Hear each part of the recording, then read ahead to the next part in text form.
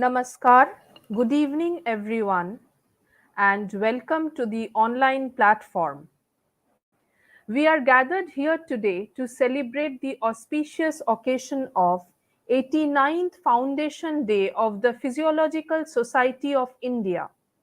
On this very special day of July 13th in the year 1934, the Physiological Society of India was found and formed by various eminent persons like Sir Neil Ratan Sarkar, Professor S.C. Mahalanobish, Professor J.N. Moitro, Dr. Bidhan Chandra Rai, Sir Upendra Nath Brahmachari, and so on.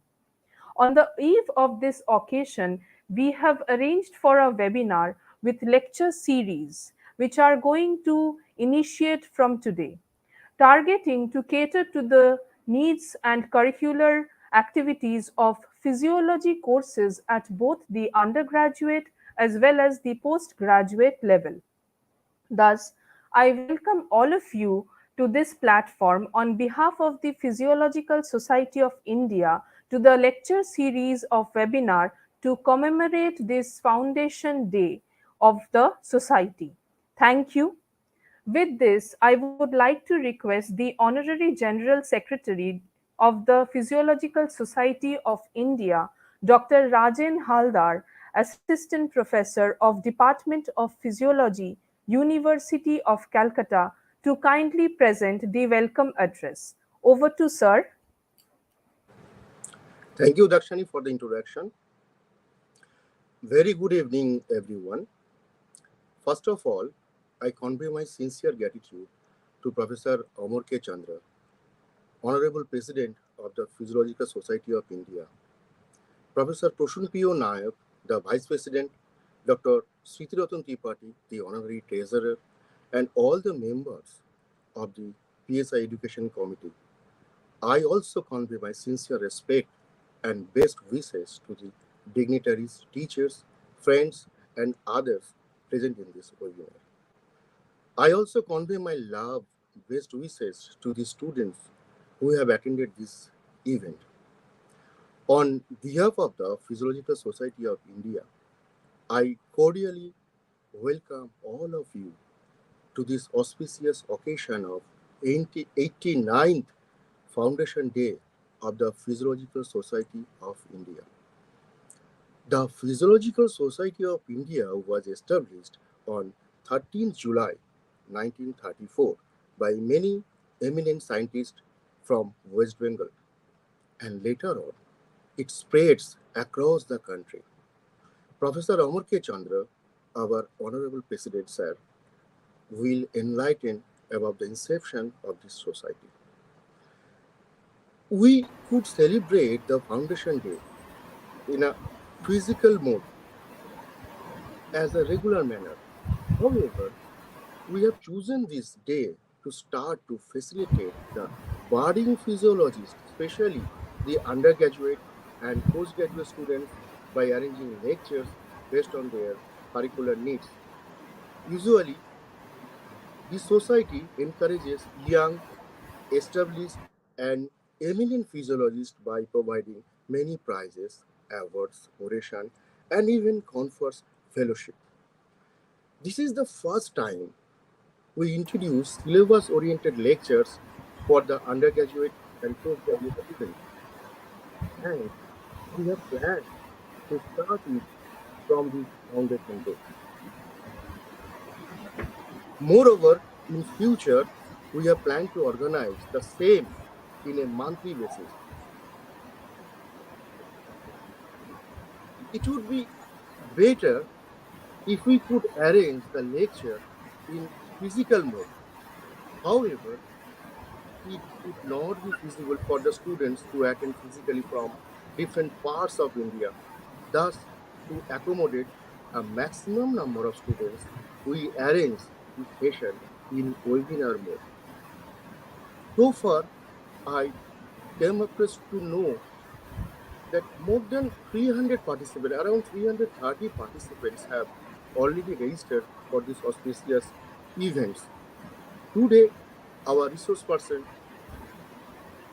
Dr. Kaushik Bharati and Dr. Pooja Ojha will give their lectures respectively on space physiology and the basic of each. I hope the target audience, that is the students, must be benefited by their lectures. I convey my sincere thanks to Dr. Bharati and Dr. Ojha for kindly agreeing to deliver lectures. Finally, I would like to thank all the members of the PSI Education Committee for beautifully orchestrating this event, especially Dr. Shampa Vishwas, Department of Life Sciences, Presidency University, and Dr. Binay Chituri, Department of Physiology, All India Institute of Medical Sciences, Rajkot, Gujarat, for their excellent technical support. And I convey my special thanks to Professor Prashanpio Nayak, our Vice President, for his tremendous involvement, continuous support, guidance, and coordination throughout the arrangement of this session. I am also thankful to Dr. Dakshani Mahapatro, Department of Physiology, Government General Degree College, Paschim Medinipur, for taking charge of this PSI Education Committee as a coordinator. With warm welcome and best wishes, I conclude here. Thank you very much. Thank you, sir, for your kind words. And now I would like to request the present President of the Physiological Society of India, Professor Amar Kumar Chandra, Emeritus Professor, Department of Physiology, University of Calcutta, to kindly deliver the presidential address. Over to sir. Please show the slides. Yes, sir, definitely. Uh, Very good evening to all the undergraduate and postgraduate students, faculties, and dignitaries who are present in this webinar series on the eve of the Foundation Day celebration of the Physiological Society of India. As a president of the PSI and on behalf of myself, I welcome you all to make the event very successful. In this event, I take the opportunity to convey my deep appreciation to one of the Vice President of our society, the Physiological Society of India, Professor Naik, as well as our very active young General Secretary, Dr. Rajan Haldar, to materialize the matter, which is one of the inclusions in the activities of the Physiological Societies of India. We are celebrating 89th Foundation Day of the Physiological Society of India. It is a very prestigious moment for us, and in this event, we like to share the knowledges of some eminent personalities like Dr. Bharati and Dr. Ojha to our undergraduate students as well as postgraduate students. Next slide, please. Next slide. Few words about the Physiological Society of India. The term physiology originates from a Greek root physiology cos. In 1952, a French physician, Jean Fardel, used the term physiology to mean the normal functioning of the body. Since then, the term is in use. In 19th century AD, under the influence of the great Greek and Roman civilization, the idea to originate and develop physiology as an important branch of the then modern sciences emerged. For the British rule in India, following the European system of medicine, the teaching of physiology was introduced first in Sanskrit school, Calcutta, then Calcutta, now Kolkata, and Calcutta Madras in 1826, followed by in the Medical College, Calcutta, where the physiology was taught as an introductory subject of medicine in 1835. Next one. Next slide. These are the pictures, rather photos of Sanskrit school in Kolkata and Kolkata Madrasa School, where the first teaching in physiology started. These are the two reputed places where uh, uh, it is started. Then in 1835, in Medical College, Calcutta, physiology introduced as an introductory subject in medicine. Next one. Next, Professor S.C. Mahalanobis, founder of the physiology in India. Few words about Professor Mahalanobis. He is considered as the founder of the basic physiology in India. Next one, please. About his education, Professor S.C. Mahalanobis, founder of physiology, he obtained his BSc honours in physiology from Edinburgh University, UK. Followed by he did his research in Edinburgh College of Physicians. He was also a fellow of the Royal Society of Edinburgh, UK. In 1898, became professor and head Department of Physiology, Cardiff University, UK. He was also offered professor in Bristol University, UK. However, he returned to India in the same year. Next one. Establishment of physiology as a basic science in India by Professor S. C. Mahalanobis. The training and experience he gained in UK has motivated him to meet the then Lieutenant Governor of Bengal, John Woodburn, and explained him the importance of physiology in biological sciences in India. Accordingly, in the latter half of 1900 AD, he was appointed as professor and head of biology department. Then biology department consists of physiology and botany in the very reputed prestigious Presidency College, Kolkata. In between 1901 and 1902, BSc course in biology separated in physiology, botany and zoology under the provisions of the University of Calcutta. Since then, teaching of physiology at intermediate ISC and BSc honors and general courses introduced in 1904 in Presidency College, Kolkata. Considering the demand of teaching of physiology in undergraduate course started in the University College of Science and Technology Science under the University of Calcutta. So initially, undergraduate courses started first in Presidency College, followed by in the University College of Science and Technology. First PG course in physiology started in Presidency College in 1911, and the first pass-out students came out in 1913.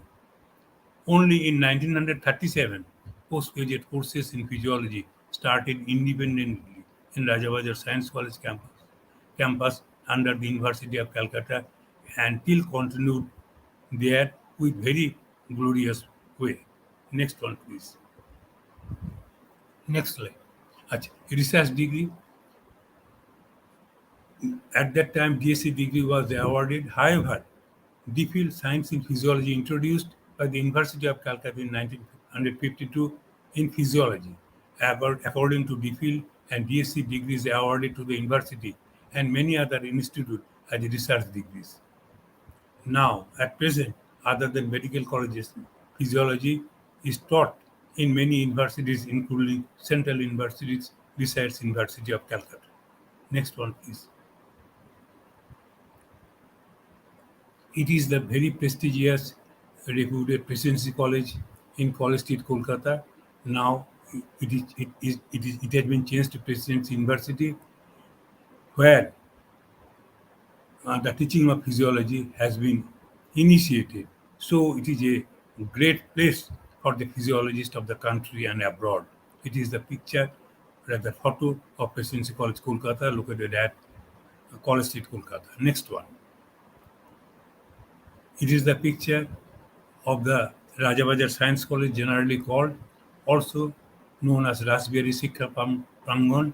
It is the University College of Science and Technology where the postgraduate courses in physiology, research is going on, and it is the headquarters of the Physiological Societies of India.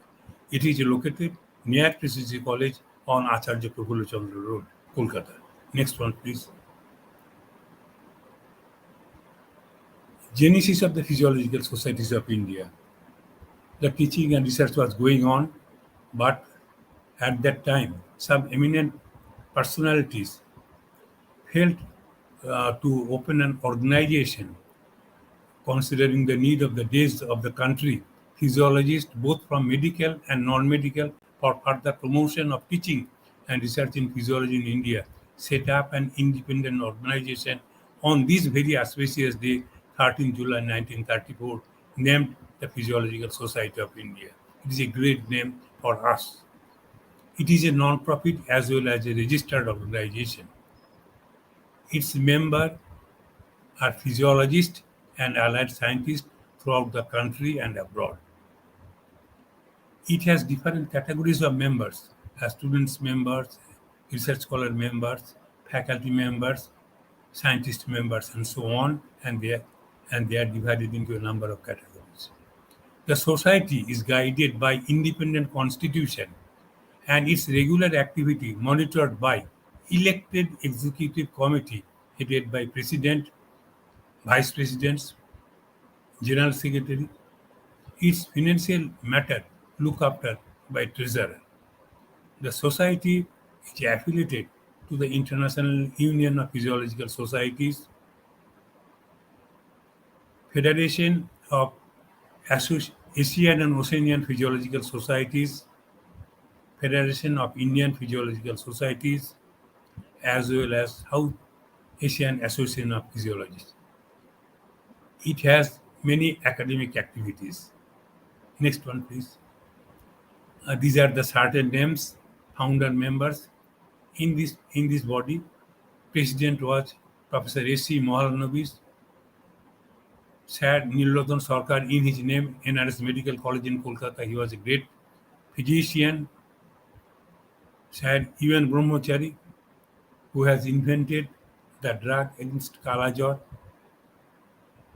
and many important physiologists and physicians of Calcutta developed the Physiological Societies of India. Next one, please. Indian Journal of Physiology and Allied Sciences. It was going on, and in the meantime, the members of the society felt the need for a journal. The official journal of the Physiological Societies of India is Indian Journal of Physiology and Allied Sciences. The first issue of the journal published in January 1947, and just 6 months earlier of our independence. Since then, it has 4 issues in a year in the month of January, April, July, and October. It is almost published regularly since then. It is very prestigious. It is very honored to say that it is the next journal of India on medical and allied sciences after Indian Journal of Medical Research that has been established in 1911 or 1913. Next one, please. It is one of the most important activities of the Physiological Societies of India. What activities around the year of the Physiological Societies of India? Every year, the society organizes annual conference in different places of the country, south, north, east, west, everywhere.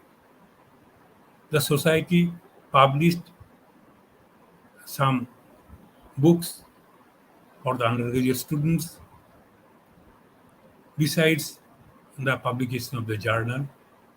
To honor the eminent scientists of the country and abroad, the society has introduced Odyssean lecture every year. The number is about 13 to 15. There is provisions for the young scientist award prizes for the young scientists below the age of 40. There are certain postgraduate students award prizes. The society organizes scientific meetings throughout the year. The society celebrates Foundation Day on this very day. It has also several other activities. These are the activities of the societies in brief. Next one, please. In this auspicious day for the undergraduate and postgraduate students, there is provisions for two lectures. The lecture will be delivered by two eminent scientists, and we will eagerly waiting for their lecture. I welcome them. With these few words, I like to conclude. Thank you, and I handing over the phone to my dear Dr. Daksayani Mahapatra. Thank you. Thank you, sir. Thank you very much, President Sir, for taking us on a short journey of how the society was formed and also the initial days of how physiology was established as a success and how it achieved the status it has today. With this, we would now like to move on to the lecture series for the webinar that we have on this platform today. And we are honored to have among us very eminent delegates, Dr. Kaushik Bharati and Dr. Pooja Ojha. The first speaker for the day is Dr. Kaushik Bharati. Dr. Bharati is team lead in the COVID-19 research trackers at UNESCO New Delhi and also a former consultant for the World Health Organization. He did his PhD in physiology with specialization in vaccinology from the Calcutta School of Tropical Medicine and postdoctoral fellowship from the Liverpool School of Tropical Medicine, UK, specializing in immunology and molecular biology. He was formerly a scientist at the National Institute of Immunology, New Delhi, and a senior program officer at the Translational Health Science and Technology Institute, NCR, Delhi. He was also a visiting professor in the departments of physiology and microbiology at Vidyasagar University, Midnapur. Besides academics, he has also a rich consultancy experience with a number of global bodies like Global Health Strategies New York, USA, Sanofi Pasteur, Lyon, France, Policy Cures, Sydney, Australia, the Science Advisory Board, Virginia, USA, and so on. He also has a number of above 100 papers in various research areas, including virology, vaccinology, and public health. He has delivered numerous invited lectures at national and international conferences. He is also co authored a book entitled Basic Concepts in Immunology. Dr. Bharati is also the editor in chief of the Journal of Clinical Genetics and Genomics, Windsor, Berkshire, USA. He is an honorary member of the Asian Council of Science Editors, Dubai, UAE. He is on the peer review panel of over 15 journals from India, UK, USA, etc. He has received more than 16 awards for his research work from India, New Zealand, UK, and USA. The topic of Dr. Kaushik Bharati today is space physiology. Thank you. Over to Dr. Bharati. Thank you, Dr. Dakshayani. Let me just share the screen.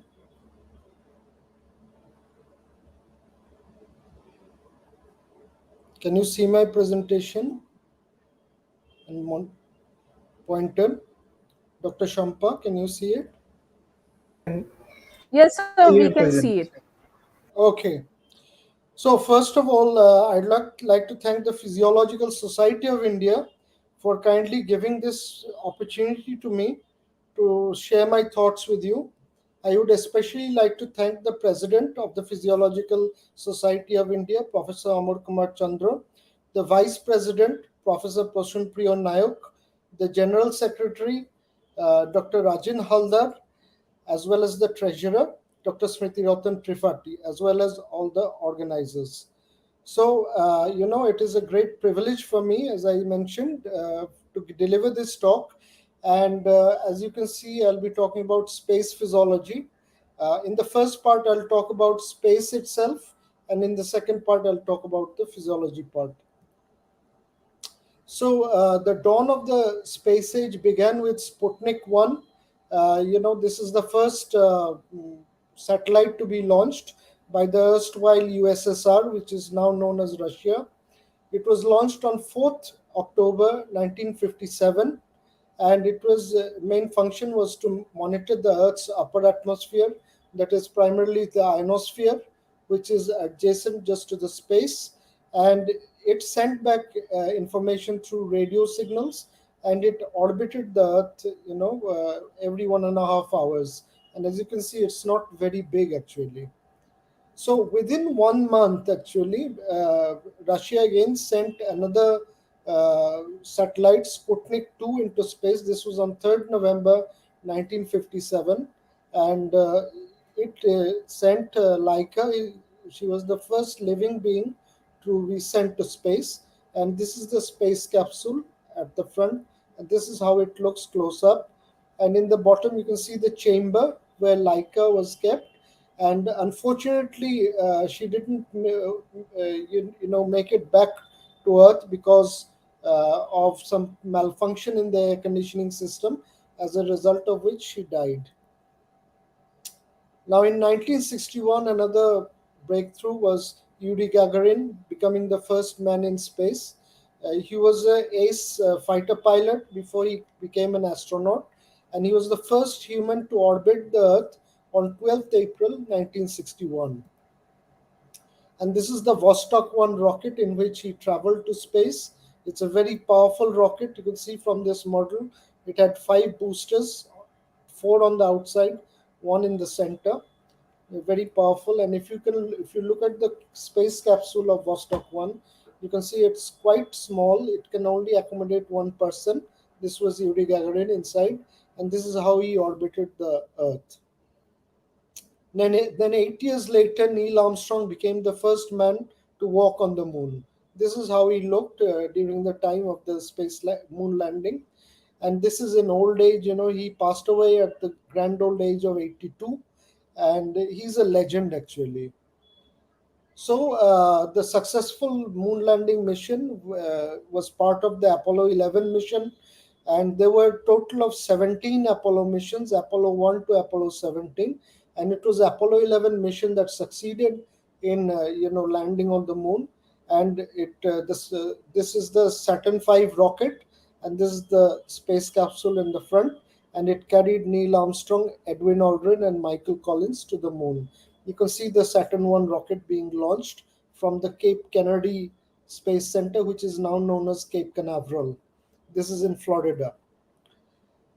So looking at the moon landing, you can see here Neil Armstrong, stepping on the moon, and this is the first footstep of a human being on the moon. This is Neil Armstrong's footprint, and the historic date was 20th July 1969. And he said, "That's one small step for man, one giant leap for mankind." And this has come down in history as one of the greatest quotes in the history of space exploration. Here you can see Neil Armstrong saluting the American flag, and this is the rover in which Neil Armstrong and Edwin Aldrin landed on the moon, also which is called as the Sea of Tranquility. And this is the Apollo 11 team. Neil Armstrong was the mission commander, and he was the first man to land on the moon.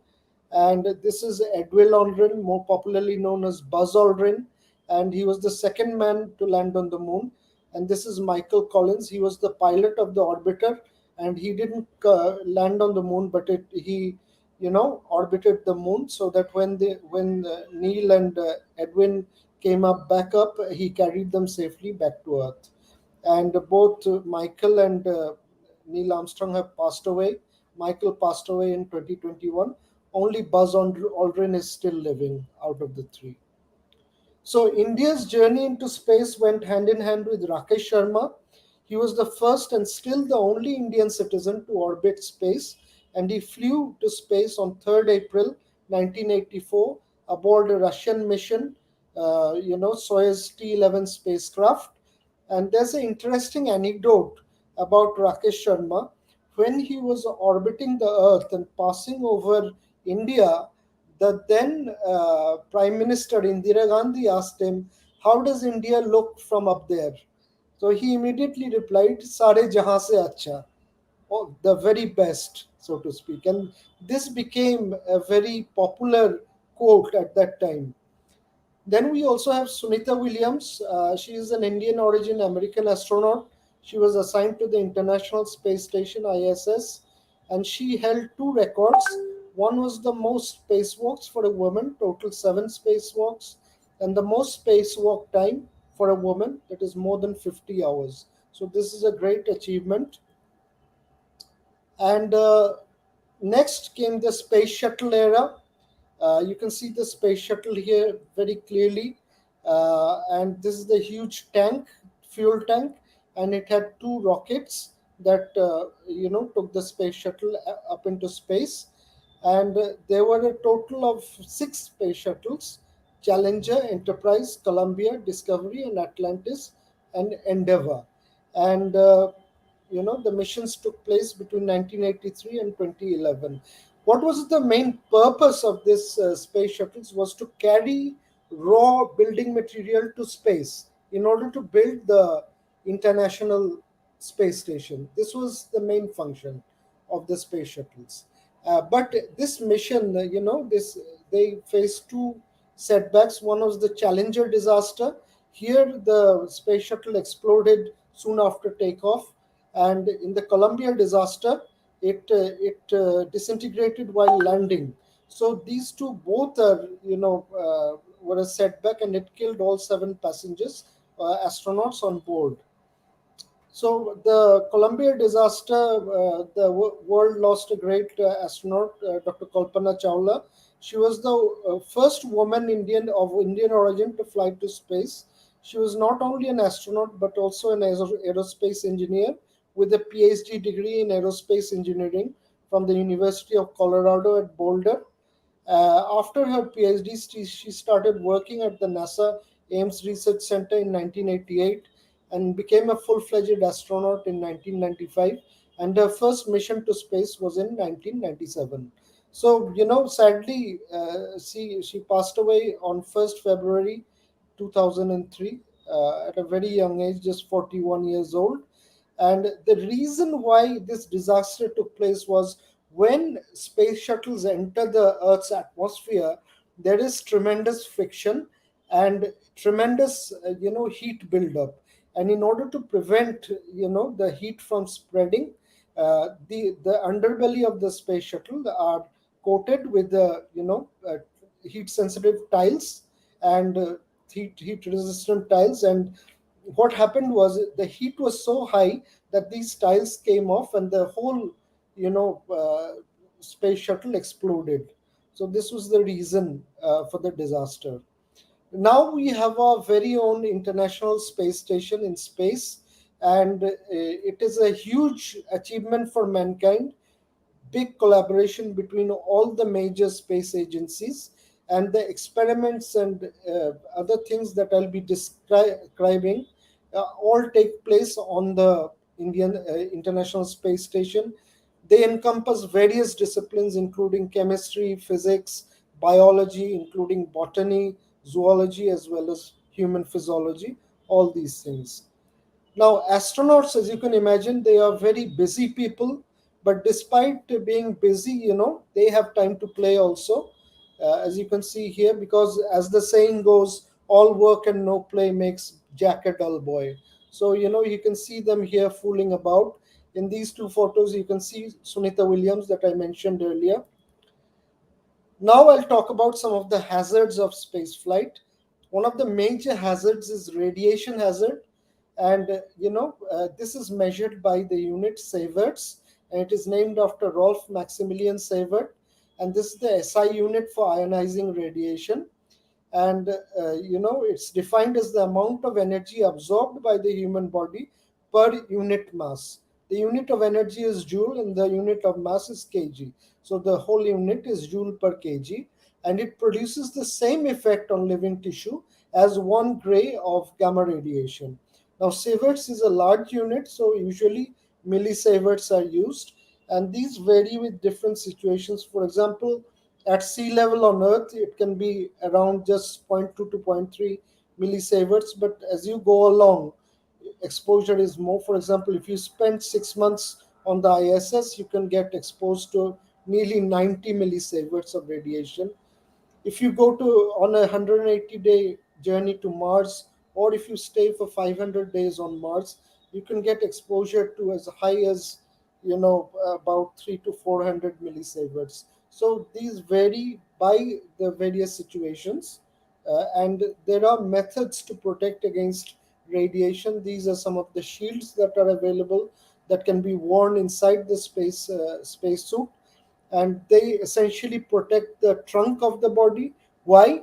Because the major vital organs are present in this region of the body. The brain, of course, is one of the most important vital organs, and that is protected by the helmet itself of the spacesuit. So when a rocket takes off, there is huge, acceleration.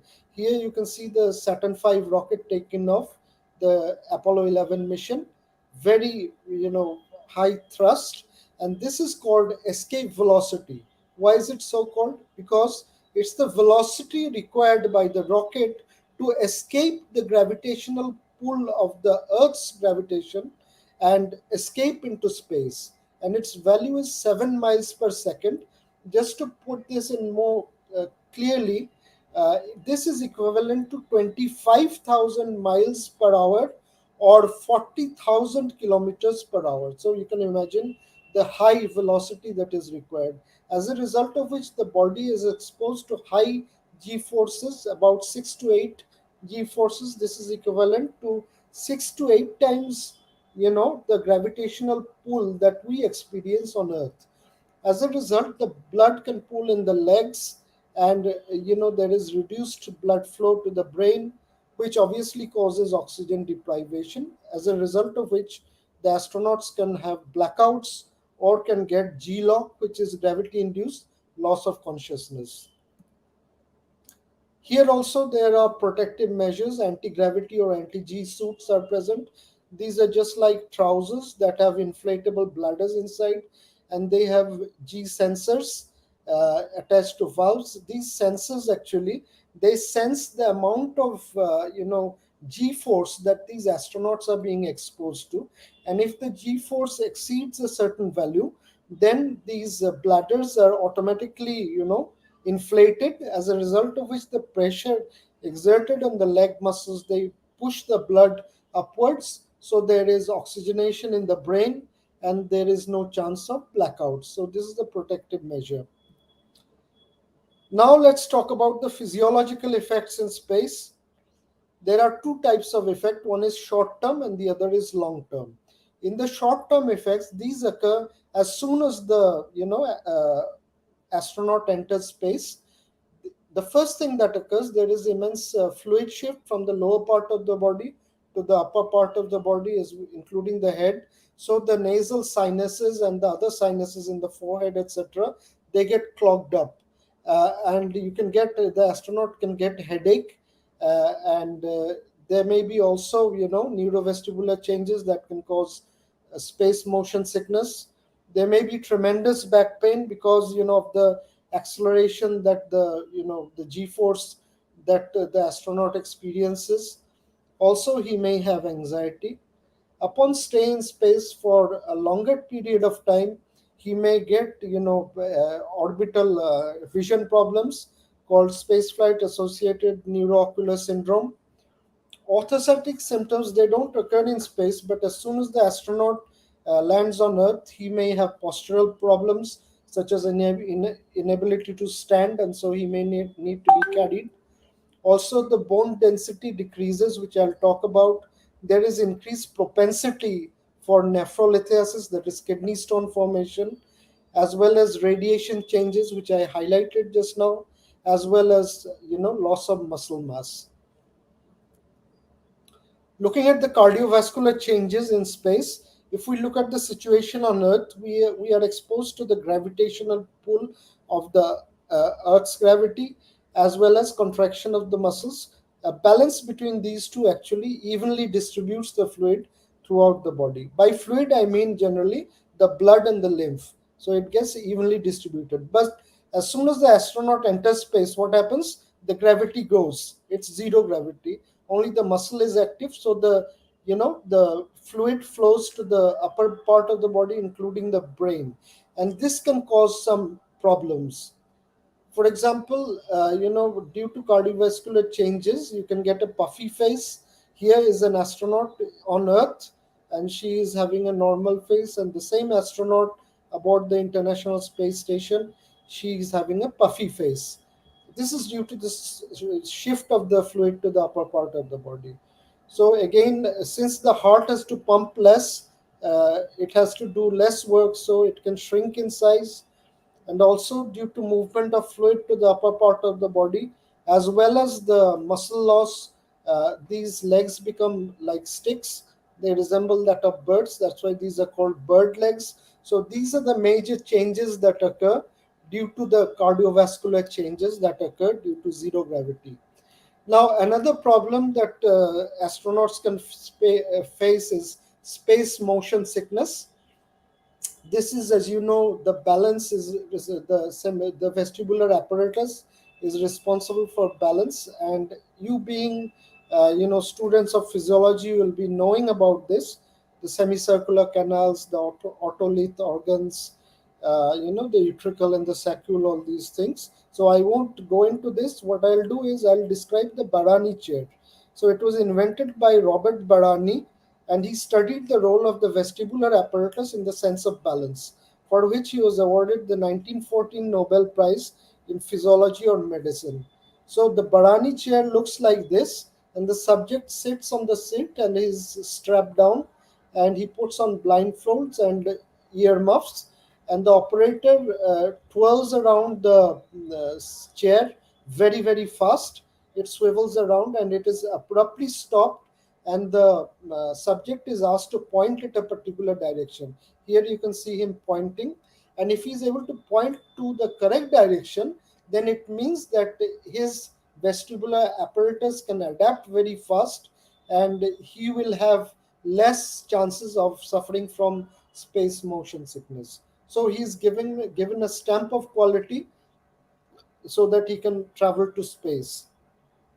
Not only this test, astronauts have to undergo multitude of tests, not only physical but also psychological, many types. So in space, due to zero gravity, there is also decrease in bone density. On Earth, we're always exposed to gravity, and we also carry weights. Both of these strengthen the bones, and you must be knowing that the osteoblasts and osteoclasts are responsible for remodeling bones rather. And osteoblasts decrease bone density because they break down bones, and osteoclast activity is higher in space. That is why bone density is reduced. Research has shown that 16 to 28 weeks in space results in 3.5% reduction in bone density, and 97% reduction occurs in the weight bearing bones, that is the pelvis, femur, tibia, and fibula. This is a normal bone on Earth. You can see high density, and this is a porous bone that you can get in space, and which is quite brittle, and it essentially resembles the bone of a patient suffering from osteoporosis. So yeah, there is a need to monitor bone density. On Earth, we monitor this using a DEXA scan. This stands for dual energy X-ray absorptiometry, and it is different from an X-ray. X-ray detects cracks in the bone, meaning it can detect the fractures, breaks in the bone, but a normal X-ray cannot detect the bone density. So in space, human bone density is not studied, but experiments are carried on small rodents such as mice and rats. So this is a densitometer, and when you take this out, it looks like this, and you put the mice inside, and you close it, and it undergoes scanning, and you can see the scan in the monitor. This is the head part, this is the front leg limbs, this is the hind limbs, this is the tail, and this is the vertebral column. So you can get a good idea of what is happening to the bone density upon long term exposure to space. Now, this is very, very important, these types of study, especially when we venture into deep space. Because next year, there'll be a manned mission going to the moon by Artemis. This is a NASA spacecraft, and the first woman to land on the moon will occur next year. So the only way to treat bone density is exercise, taking vitamin D tablets, and taking this special drug called biphosphonate once a week. So hand in hand with decrease in bone density, you get decrease in muscle mass also, and this is termed as muscle atrophy.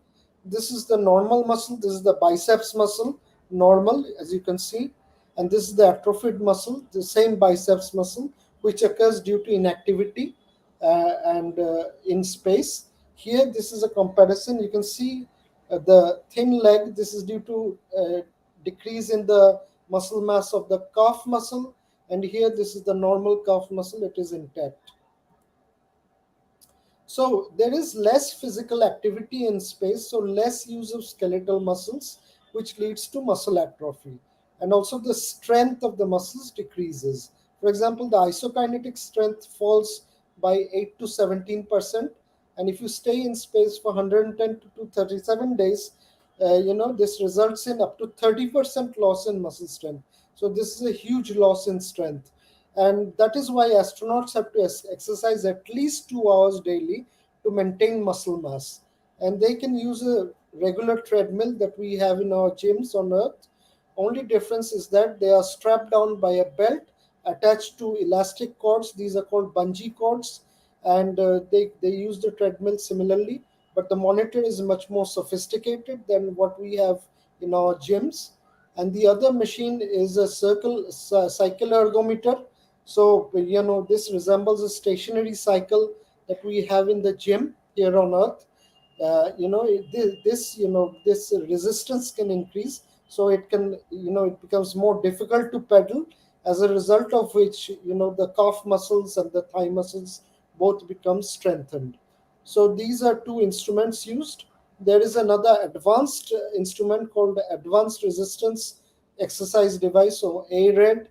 This is essentially a multi-gym, similar to what we have on Earth, but in Earth we use weights, to exert the pressure, whereas in space that because it's zero gravity situation, so people can hurt themselves. So that's why the pressure is exerted by air pressure.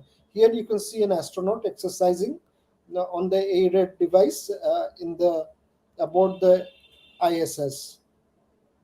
Now, the human immune system is also very sensitive, to microgravity. Here you can see the human immune system. There is an intricate network of lymph nodes throughout the body, and these lymphatic vessels rather, and these lymphatic vessels are punctuated by lymph nodes which are placed strategically. For example, in the armpits you have the axillary lymph nodes. In the cervical region, you have the cervical lymph nodes. In the groin, you have the inguinal lymph nodes. Besides these, you have the organs, the bone marrow, the Peyer's patches in the small intestine, the spleen, and the thymus gland. Now, why did I say that the lymph nodes are spaced strategically? This is because these cells of the immune system, as soon as the pathogen enters the body, it becomes concentrated in the lymph nodes, and these cells can attack those pathogens and kill them. Now, there are two types of immunity. One is immune immunity, and the other is adaptive immunity. In innate immunity, the normal blood cells are involved, except besides these, the dendritic cells, these are the antigen presenting cells, and complement proteins are also there, as well as natural killer T cells and the gamma delta T cells. And these overlap with the adaptive immune system. Now, the innate immune system is so called because it is innate, it is inbuilt, and it acts immediately as soon as the pathogen enters the body. Whereas the adaptive immune response is more specific, and it takes time to mount the immune response. It takes time to adapt. That's why it's called adaptive immune response. But it is much more specific than the innate immunity, which is more generalized. And the mediators of the adaptive immunity, the principal mediators are the B cells. These are synthesized in the bone marrow, and they secrete antibodies. And also there are T cells which are derived from the thymus gland, and they have two types, CD4 plus and CD8 plus, depending on the markers present on their surface. And whereas antibodies, neutralize these pathogens by attaching to them, the CD4 and CD8 cells, they attach, to the surface of the pathogens through ligands and kill them directly. Now, all these things, all these immune responses, and everything that goes with them, all of them become dysfunctional. Why? Because the immune cells are highly sensitive to microgravity. Normal function becomes dysregulated, and immune responses become suppressed. So, if the immune response becomes suppressed, there is nothing to protect, the human being. So, astronauts become very susceptible to infections. Now, microgravity affects all aspects of the immune cell: the structure of the immune cell, its activation, proliferation, differentiation, as well as metabolism. And if you look at this table, all the immune cells that I talked about are present here, and in all these cases, there is a decrease. For example, number of cells, oxidative burst, phagocytosis, antigen presentation, cytokine secretion, as well as killing ability of the natural killer cells, all these things. So the whole immune system essentially shuts down. So, how do you revive the immune function? You can use two strategies. One is pharmacotherapy, or you could use phytotherapy. Pharmacotherapy is the generalized therapy that we used by using drugs. You can use cytokines such as IL-12 or IL-15 individually or in combination. They stimulate NF kappa B signaling, which causes activation, proliferation, and metabolism of the immune cells. So they essentially kickstarts the immune system. Also, decades of research have shown that plant polysaccharides, they have an inherent capacity to stimulate the immune system. So they stimulate activation and proliferation of immune cells by increased expression of cytokines, and they also protect the immune cells by inhibiting apoptosis. Apoptosis is programmed cell death, or more popularly known as cell suicide. And they also they inhibit necrosis, which is essentially decay and degradation of cells and tissues. So when these two are put together, you stimulate proliferation of and activation of immune cells, and at the same time you inhibit apoptosis and necrosis. The immune cells naturally revive. So these are some of the things that can happen. There are also psychological effects of microgravity. For example, in space, intracranial fluid shifts can occur. This is in the shift of the CSF that circulates through the ventricles of the brain, and this, causes perturbation and dysfunction, especially in the psychological aspects and the behavioral aspects. But at the same time, these stimulate adaptive mechanisms. For example, adaptive neural effects, sensory reweighting, neural compression, and these collectively negate what is being done directly. So, psychological imbalance is, restored, and behavioral changes are normalized. And these are collectively known as spaceflight perturbation adaptation coupled with dysfunction, or space D for short. There is not much to worry about psychological effects actually, because the astronauts are, very much tested health wise, both physically, as well as, psychologically and mentally. So they are super fit in order to go to space. So, there is usually no problems with psychological effects. But when we go to deep space, when we travel to Mars, for example, these studies will be very important. So I'll just describe the spacewalk training. So what is spacewalk? Spacewalk, as the name suggests, is walking in space. Now this is also known as extravehicular activities, or EVA. This essentially means that the activities take place outside the spaceship, extravehicular, outside the vehicle. So this requires a lot of training. There is a neutral buoyancy lab at the Johnson Space Center in Houston, and this essentially mimics the zero gravity that the astronaut can face in space. So this is a huge pool, hundreds of meters in length and width, and more than 100 meter in depth, and it is so large that it can contain the full size replica of the International Space Station. And the astronaut is dressed up in full gear with all his spacesuit and everything, and he's lowered down. And here you can see him practicing underwater, and it's a very difficult task to do spacewalk because there are a lot of things that he has to do. For example, repair works on the surface, for also installation work, a lot of things. And it is very dangerous also because he's just tethered to the spaceship just by a cord. And this is astronaut practicing in the neutral buoyancy lab underwater. And this is an actual astronaut performing spacewalk outside the spaceship. And this is very dangerous, as I mentioned, because there's only one connection with the spaceship. And another hazard, just like I highlighted initially, the radiation hazard, another hazard is the temperature hazard. So there is tremendous changes in temperature. For example, the side of the astronaut that faces the sun, that is very hot, more than 100 degrees, more than the boiling point, that is approximately 120 degrees Celsius. Whereas the side of the astronaut that faces the space, that side is extremely cold, minus 150 degrees Celsius. So this tremendous difference in temperature, this can cause damage. So the space suit is totally cooled, and and it has air conditioning throughout. So just to end, coming to the end, Mars is our next frontier. We are all set to conquer the red planet. NASA has already sent many missions to explore Mars. For example, it has sent two rovers, Curiosity and Perseverance, which collect samples from the surface of Mars and soil and everything.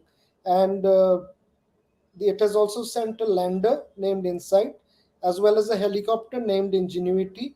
This is essentially a huge drone that we all know about that samples the upper atmosphere of Mars.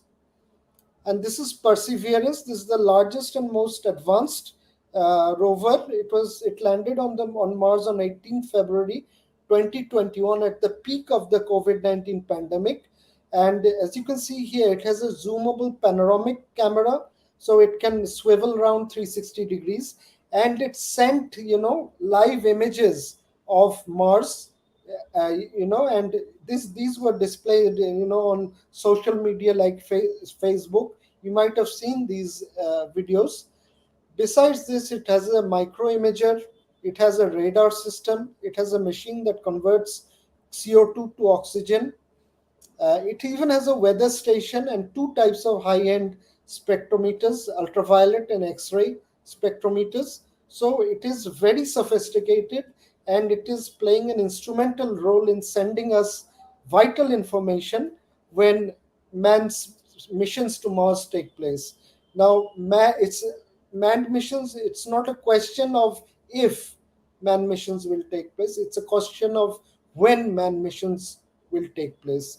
So it is sooner than later these will take place. It is calculated approximately next decade in 2030s will the first missions will be launched.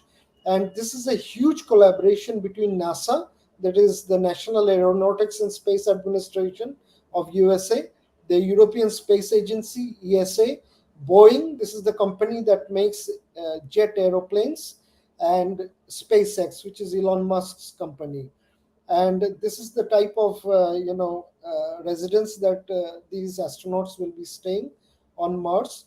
And the main objective is not only to colonize the surface of Mars by humans, but also do terraforming means planetary engineering. That means uh, what they wanted to create an atmosphere that is conducive for life, because so far no life has been detected on the surface of Mars. So it does not have a good atmosphere. Actually, its gravity is just one third of the Earth's gravity.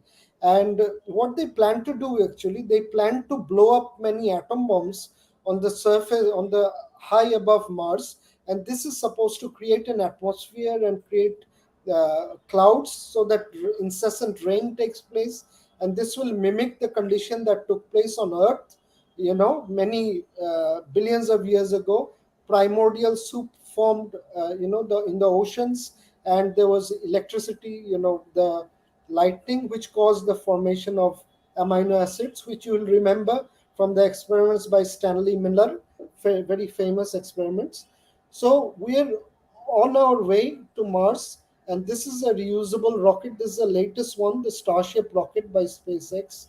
The only difference between this rocket and the shuttles that I talked to you about is that although they are also usable, they take off vertically and land like an aeroplane, whereas these take off vertically and land also vertically. So, these going to Mars will be a challenge because man has never gone to deep space like that before, and the experiments that are being carried out at the International Space Station are of vital importance to get an idea about what happens to the musculoskeletal system, what happens to the brain, what happens to the psychological status of the astronaut, what happens to the neurovestibular apparatus. All these things, these are vital. These are of vital importance when going to deep space. So I'll stop here, and I thank you all for your kind attention.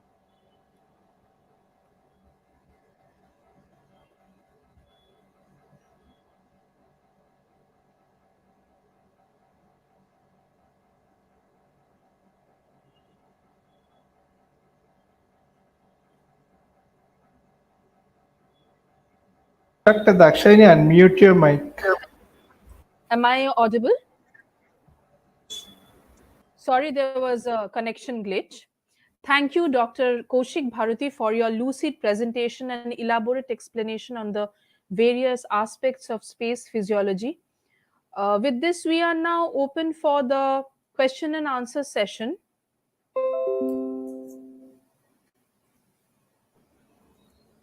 If there are any questions, the audience are asked to write them down in the YouTube chat section, and we will be taking up those questions.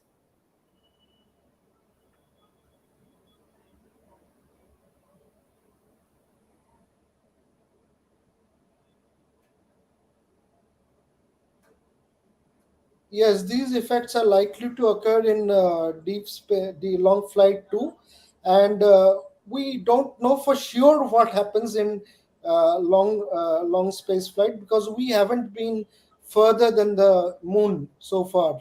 Only the unmanned missions have gone into deep space. For example, Voyager 1, it is now going outside the solar system. It has crossed Pluto, and it has given back vital information for all the planets. But actual what happens to the human body when doing deep space exploration, we'll only get to know when the manned mission to Mars goes.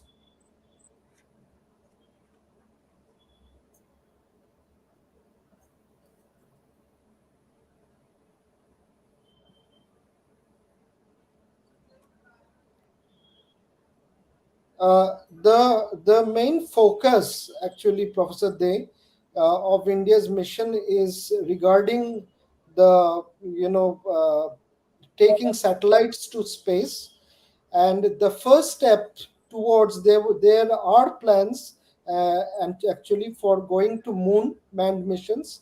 But as you know, the Chandrayaan, the satellite, it failed to land on the moon. It crashed down, and there was loss of radio communication. So that was a big setback for India's travel to space manned missions.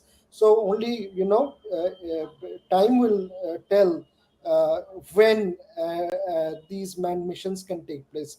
but they will definitely take place. That is one of the programs of ISRO actually.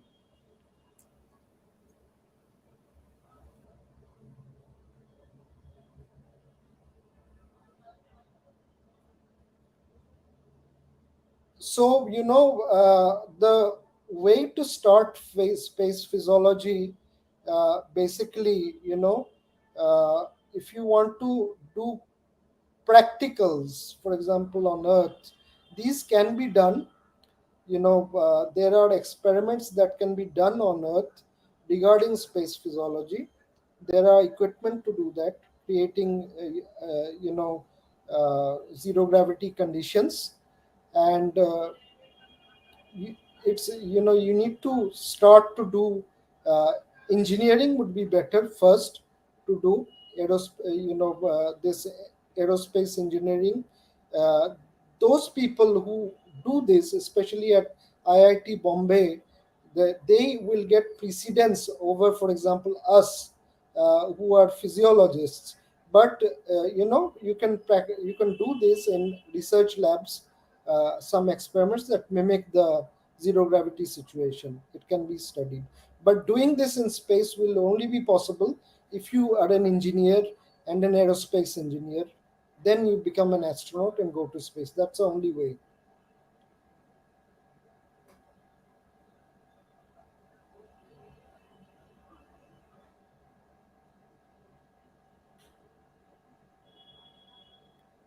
Okay.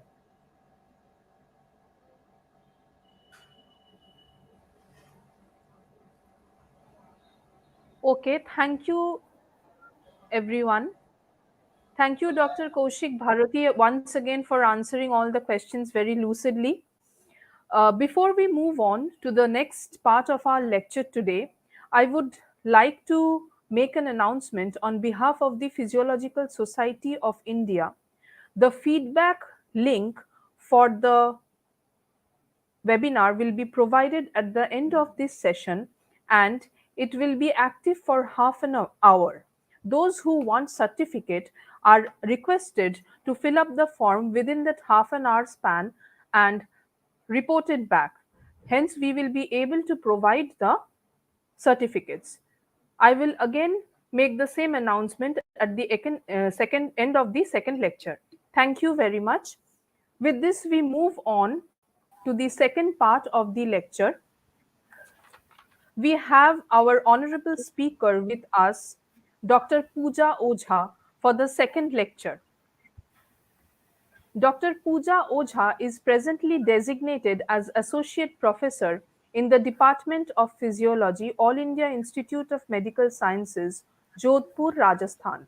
She has completed her MBBS and then pursued her MD in Physiology. She has over 12 years' experience of research and teaching in physiology.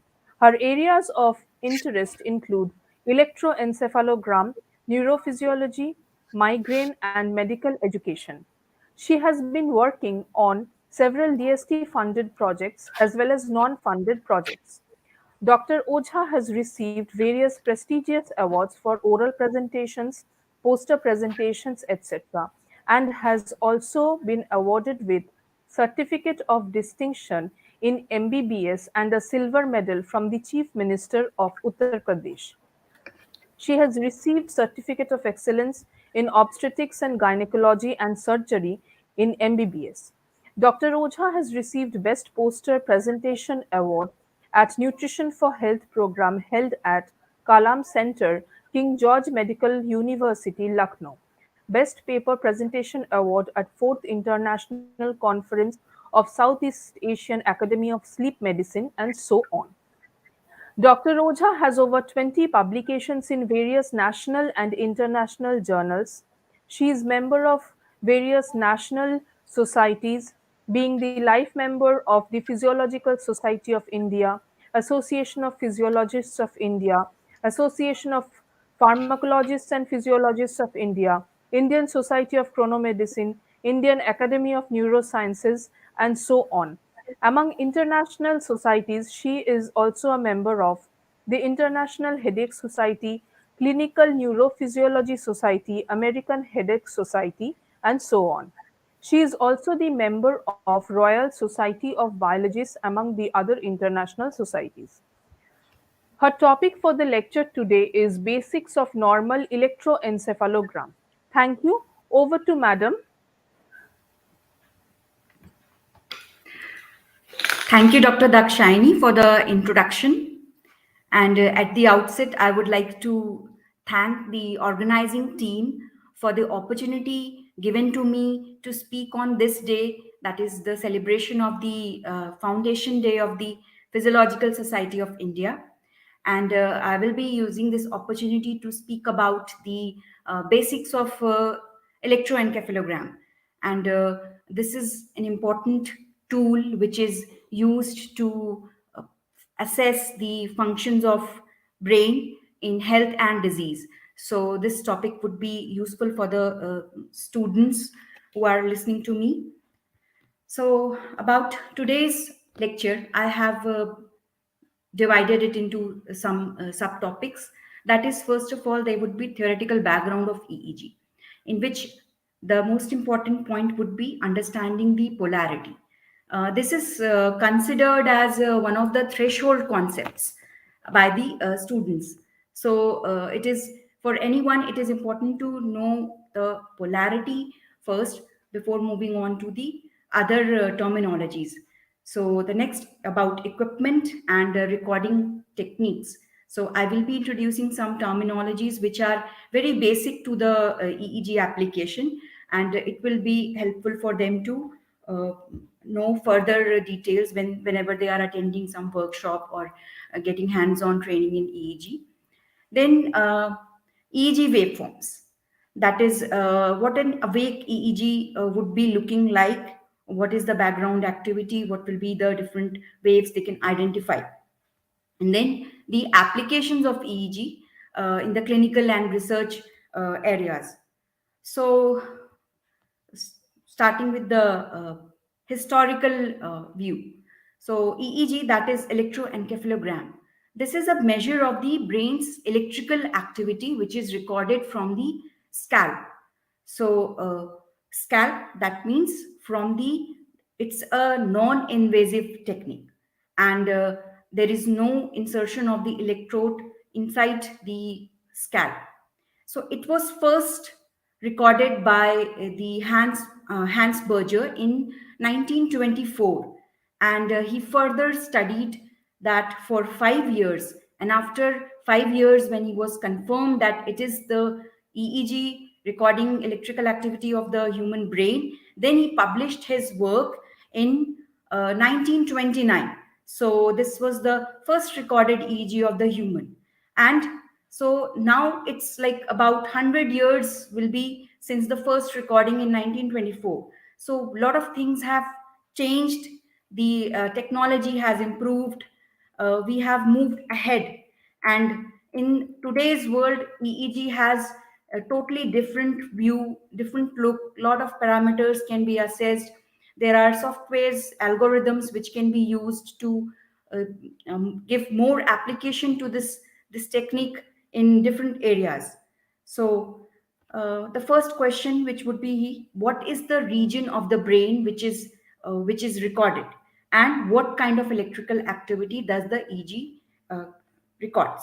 So let me take you back to your classes where you had learnt about the different lobes of the brain, that is frontal, parietal, temporal, and occipital. So these are dedicated to different functions, and they would be electrodes which would be overlying these different lobes, and they would be recording the underlying activity. So besides the cortical activity, there are subcortical regions which would be influencing the cortical electrical activity. So the since it is the surface recording, so the most important part is by the pyramidal cells which are from the cortex of the brain, but it is influenced by the subcortical regions which are indirectly affecting the EEG. So the what is there in the cerebral cortex? So cerebral cortex, this generates EEG signal. It has got the most important pyramidal neurons, which are the major projection neurons in the cortex. So all of you are aware of that pyramidal neurons. They are the most important ones, which are having their synaptic activity, which is the principal source of the electrical activity in the EEG. And the deep structures, though they are not directly influencing the EEG, but they indirectly affect the surface recording. So they would be influences from these deep structures indirectly on the EEG. If electrodes are placed deeper inside the brain, then the activity from these areas can be directly recorded. So the 2 points which I want to make here is pyramidal neurons and synaptic activity of the pyramidal neurons. So this diagram shows here the cortex and the pyramidal neurons, which are arranged in parallel fashion. So what you see here are these big neurons which are very close to the surface. So they are giant neurons, and they are very strategically placed here so that their contribution to the EEG is the most. So what is the reason? What is the arrangement? How does it help? Basically, pyramidal cells, they fire in synchrony, that is time. So their electrical activity can be summated in time in because of the similar radial orientations, and they produce a large signal that is conducted through the skull, and it can be recorded at the scalp. So these pyramidal neurons, which are arranged perpendicular and parallel to each other, they their electrical activity can be recorded from the surface, and these are in a synchronized manner. So let me give a closer look to the cell body of one of them. This is the cell body, and you can see that it has got a lot of inputs coming from the other neighboring neurons.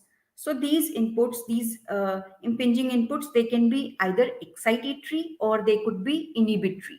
So what would happen if it is excitatory, what is inhibitory, and actually what are the electrical activity? So this is the diagram to show you the electrical activities at a glance. What you see here, a receptor, that is a sense organ. It has got a generator potential. This is the neuron axon. This has got action potential. Here is the synapse, and this has got excitatory postsynaptic potential if the neurotransmitters are excitatory in nature, or it could be inhibitory postsynaptic potential if the neurotransmitters released at this end are inhibitory in nature.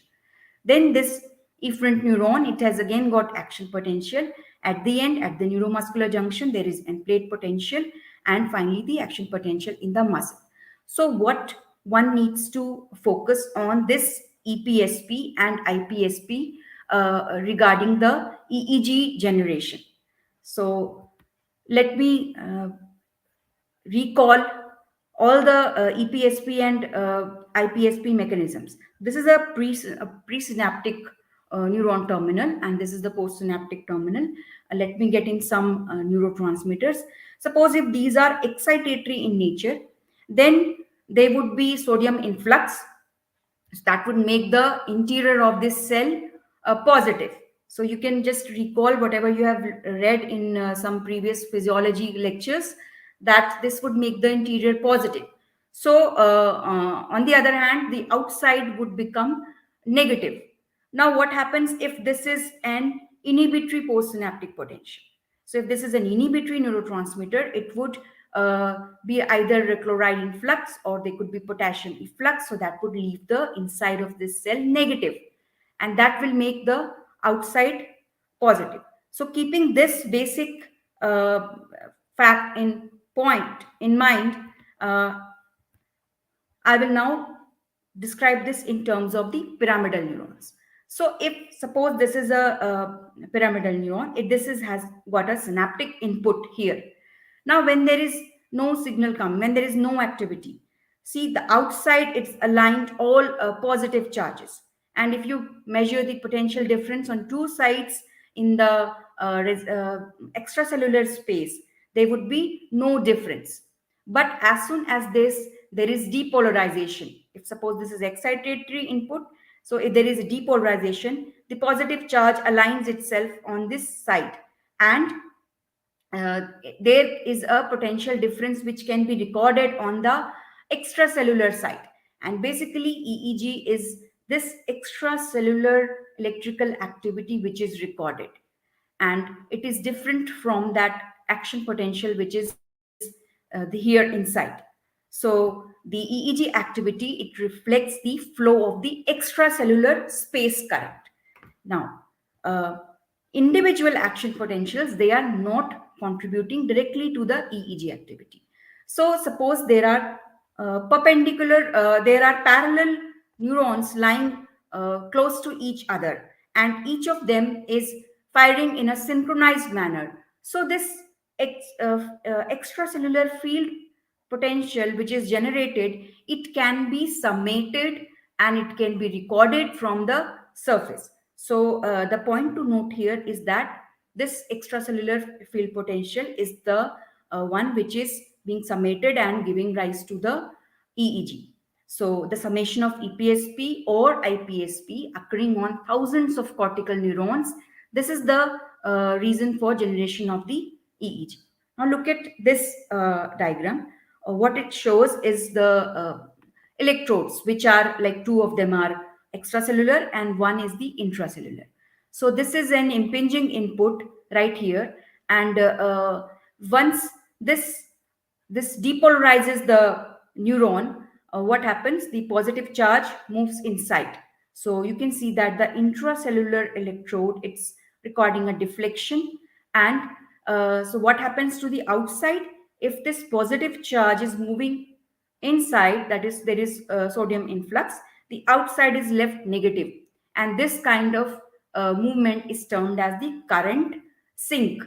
So the summated activity, it can be represented as a field with positive, that is current source, and negative, that is current sink, and that makes a dipole.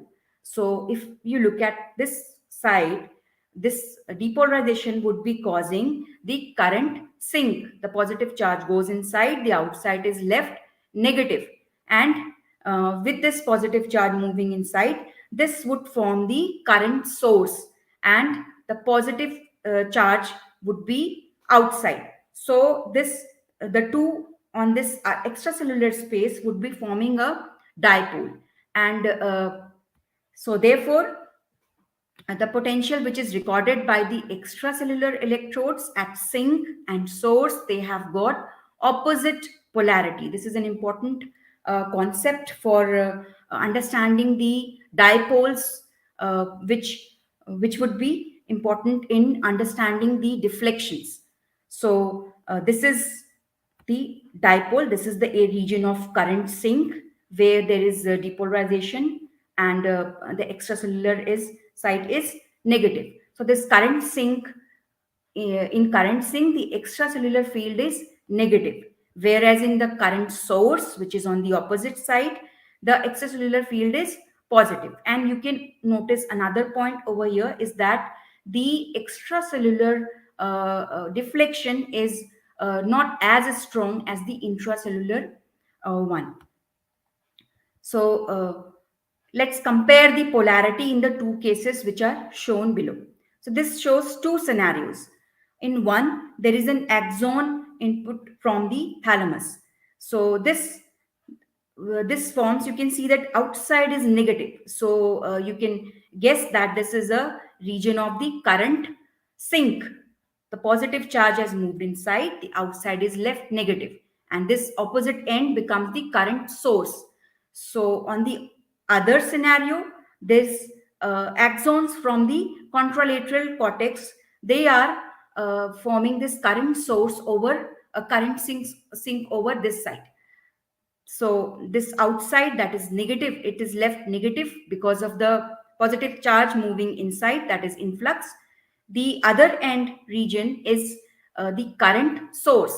So how does it matter where the stimulus is coming. It does matter because, as I said, EEG is a surface recording. And for surface recording, the electrodes, they are placed on the surface. So it does matter the signal, the current source is close to the recording electrode, or the current sink is close to the recording electrode, as it would affect the deflection which is depicted in the on the two sides. So but basically it is making a dipole by the current sink and the current source phenomenon. So now I have talked about the generation of that EEG, that is a field potential which is summated from the parallel apical dendrites, and these extracellular electrodes, which, like you can see here, placed on the scalp, they can detect the synchronized activity, that is the field potential of these groups of neurons. So what area it can cater to? Each scalp electrode, it can collect an estimated 6 centimeter squares of the synchronous cortical activity. Now,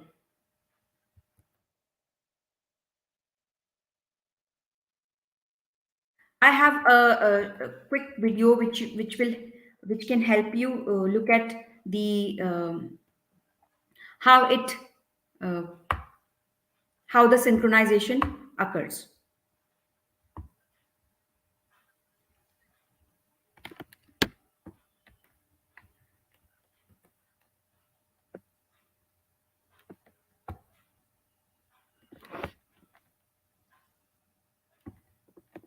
Maybe I'll move on. This just shows that the Great Mexican Wave, that is, individual person is not visualized, but when they all stand in a wave form, it can be distinctly seen from a distance.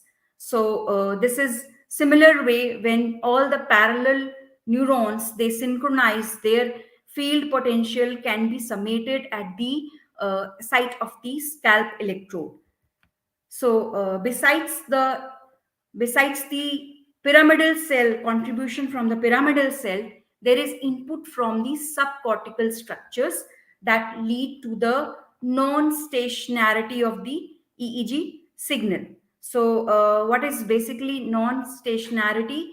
That is, this signal is very much variable. It is not a determinative signal. It changes with the dynamics of between the subcortical subcortical flow to the cortex. So this thalamus, which is in the subcortical regions, it is, we all know that it is the gateway to the cerebral cortex, and it gets the sensory inputs from everywhere, all the sensations apart from the except the olfactory. So when the cortex is at rest, we can see a sinusoidal rhythmic activity on the EEG. Like you can appreciate the sinusoidal waves which would be recorded with the cortex at rest. As soon as the cortex is put to some task, like a mental activity or some stimuli, that is sensory stimuli, it would affect the electrical activity of the cortex, which would get desynchronized. So it is a dynamic state, like only very briefly the activity is maybe linear. Otherwise it is a non-stationary signal, that is also called the stochastic signal, as it is cannot be predicted like other signals. So that was the basic of the theoretical background to the EEG. I will move to the equipment. So as I said, it was first recorded in 1924, and now we are in 2023. So a lot has changed over the years. We have definitely moved from analog system to the digital system.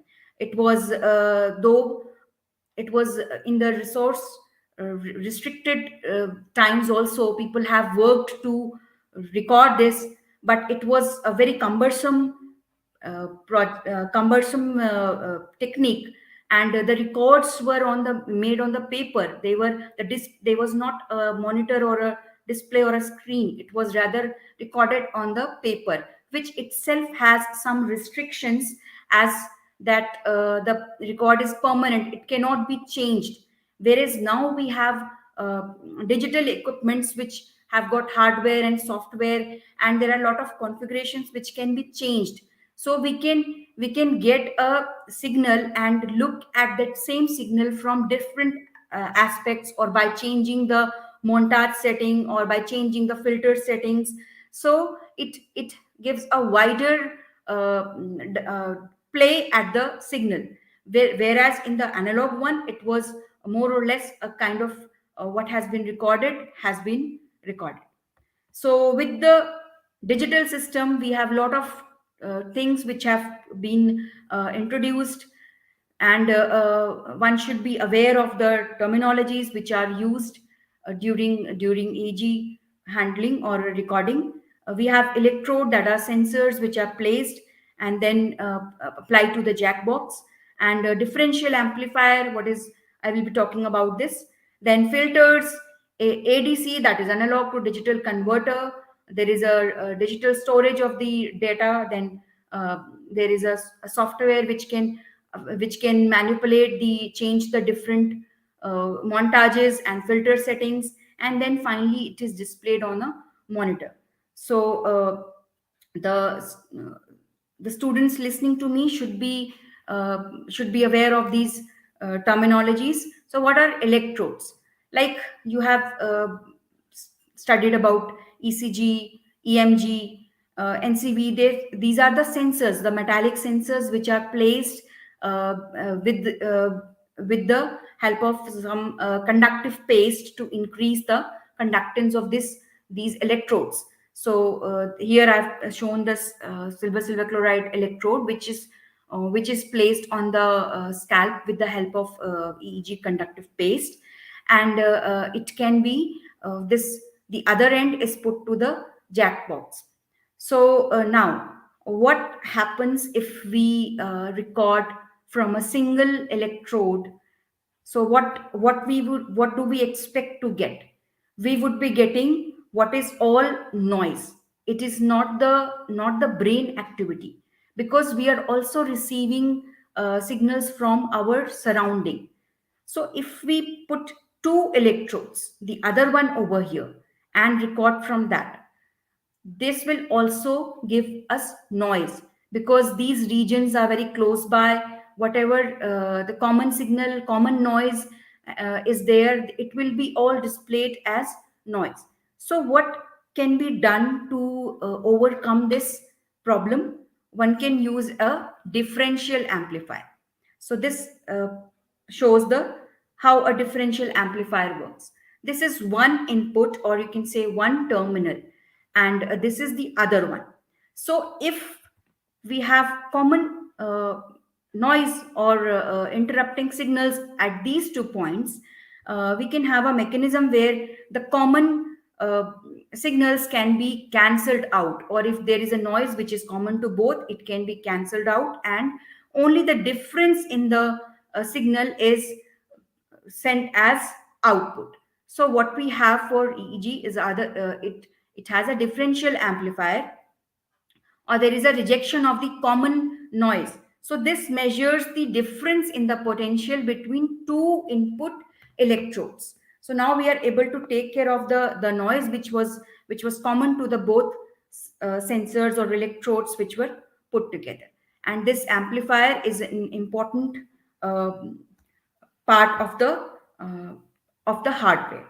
So next, coming to the analog to digital converter, that is, if we are moving from analog to digital equipments, we have to know what is sampling rate. So Nyquist has given this Nyquist theorem, which is used for the sampling frequency. So it states that the highest frequency distinguishable is one half the sampling frequency.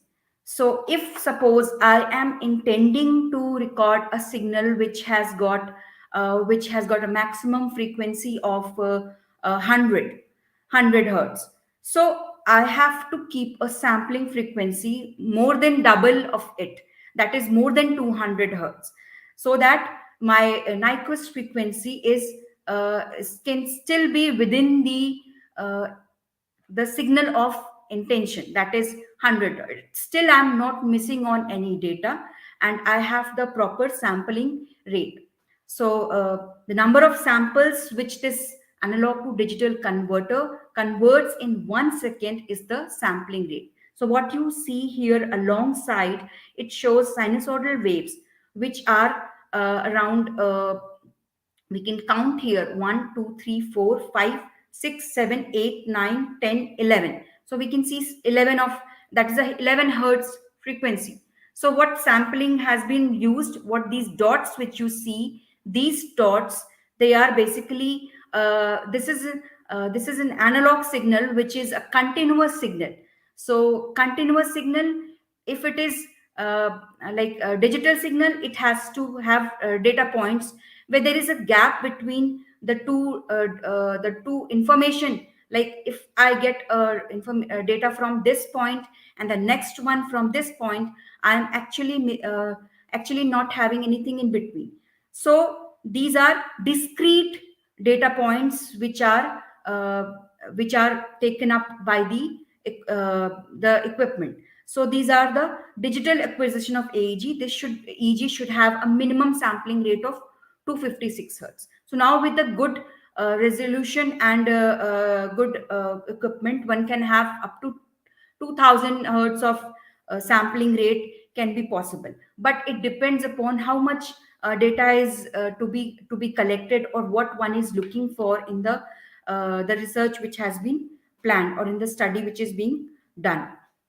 So this was the analog to digital conversion that gives us the sampling rate. Now filter is another aspect which has to be used, but it has to be judiciously used. Like we all use the sunglasses, but if we use that at night, like in daytime it's okay, it filters, but at night it would be difficult to look at. So filters are to be used to select the frequency composition of the signal. So the desired frequency bandwidth, or the range which is targeted, it can be selected using the filters. So there are basically three types: high pass, low cut filters, which should not be more than 1 hertz. So generally it can be kept as 0.5 hertz. Then low pass or high cut filter, which should not be less than 70 hertz. And then notch filter, which is used to reduce the 50 hertz or 60 hertz AC source interference or power line noise from the electrical sources in the laboratory. So again, the word of caution, it depends upon, if I am looking for some frequency which is higher than this, so then I would not be this filter would not be useful for me.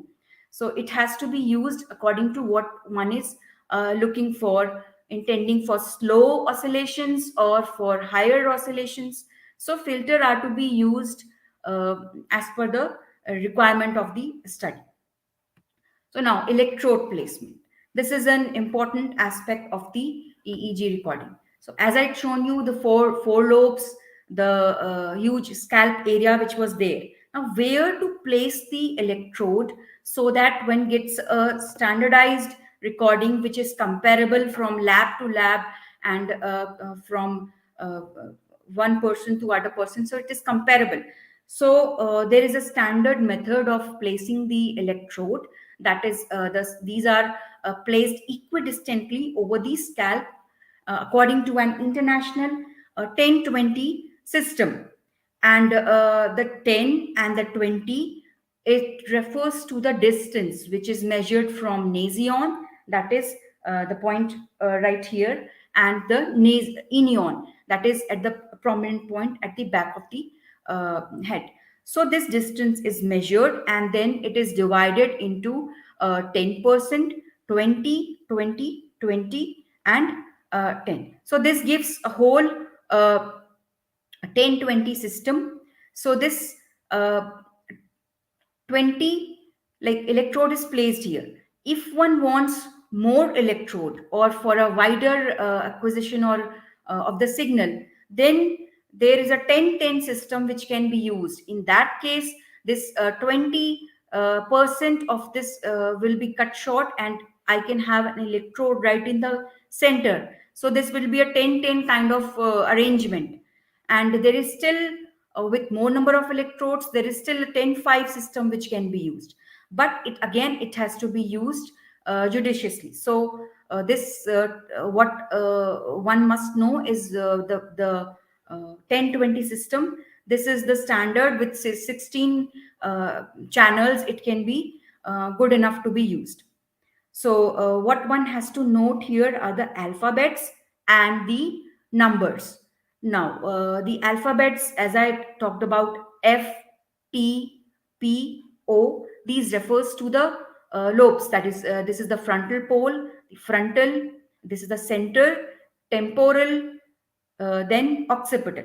And the numbers which you see here, the even numbers, they depict the right side electrodes, and the odd numbers, they are showing the left sided electrodes. So one can compare the input from F3 with a complementary F4 on the other side. So if I want to compare the activity of the frontal, I can on the two sides, I can have a electrode which is symmetrically placed on the other sides. So every electrode on the right side is compared with a symmetrically placed left-sided electrode. Now, what you see alongside is that these electrodes, these circles which are marked, these are the sites of placing the electrodes, the metallic electrodes which I had shown. Now they can be combined in a certain manner, which is a logical manner, and this forms a montage. So what you see on this side, there is the fp2 being paired with fp2 with f4. So basically these are the two electrodes, and a combination of these two electrodes, it is forming a channel. So this is one channel, the second channel, third channel, so on. Like you can, as I use the term 16 channels, so you should be knowing what is electrode and what is a channel. So they have been uh, paired in a bipolar kind of montage, which you see here. This is called a bipolar longitudinal montage.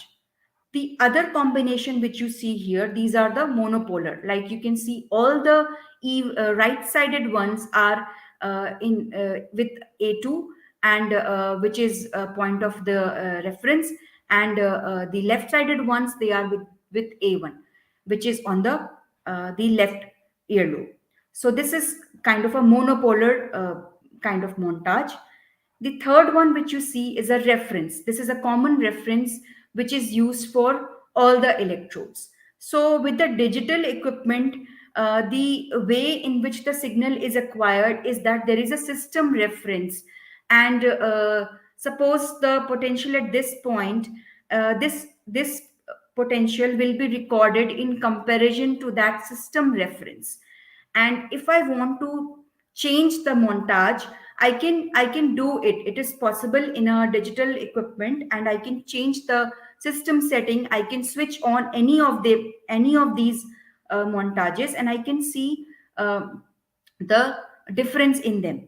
So basically it is possible because of the digital acquisition, where the signal is recorded from one side in comparison to the common system reference. So I guess now this electrode placement part is clear. This is a equipment setup which is used for recording the EEG. Now this is the jack box which I was talking about, and you can see so many these tips of the electrodes are here. They are, the other terminal is put in this jack box, which is having input points for the different electrodes which I had shown you in the last diagram. So now that was the system for recording. Moving on to the traditional EEG rhythms and their significance. So why did I use the term traditional EEG rhythms? It's because the things have been going on in one manner since long time. We had a paper and ink recording. So in a paper, it is very difficult. It is not very much possible to have to look at frequencies which are too low or very slow frequencies. So the identifiable frequencies which have been used popularly and they are common are the beta, alpha, theta, and delta. And their each rhythm has a frequency and amplitude. So the beta is like even more than beta, that is gamma, that is more than uh, 30 hertz, and it is up to 100 hertz. So that is more than beta. Then beta, which is 14 to 30, alpha 18, 8 to 13, theta is 4 to 7, and delta is less than 4. And all of them have got their significance, at what time they are appearing, what is the state of the cortex, whether it is a relaxed state or it is a person is actively involved in some task, whether there is some attention or a cognitive task being taken up. But besides this, now as I said, the digital equipment are used. So the neuroscientists are looking at the other possible slow frequencies and even the higher frequencies, which have not been so much important from the clinical point of view, but now they can be looked up because of the possibility of having a digital treatment. So even zero point zero 0.01 to zero point 0.1 hertz EEG fluctuations are functionally significant, and they have been found during execution of the cognitive task. So this is it could not be appreciated on a paper recording, but yes, with the quantitative analysis, it is possible to look at these frequencies. On the other hand, it has been found that phase perception, it can elicit frequencies up to 250 hertz. So when the stimuli are processed by the human brain. So it is the point I want to make here is that what is known to the everyone is that these are not confined to what we know traditionally. It is more than that.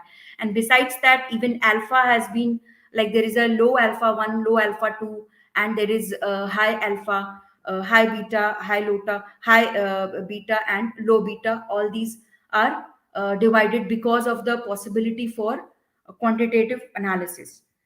So now another point which I made was that a frequency has amplitude. So how does it is shown in the recording?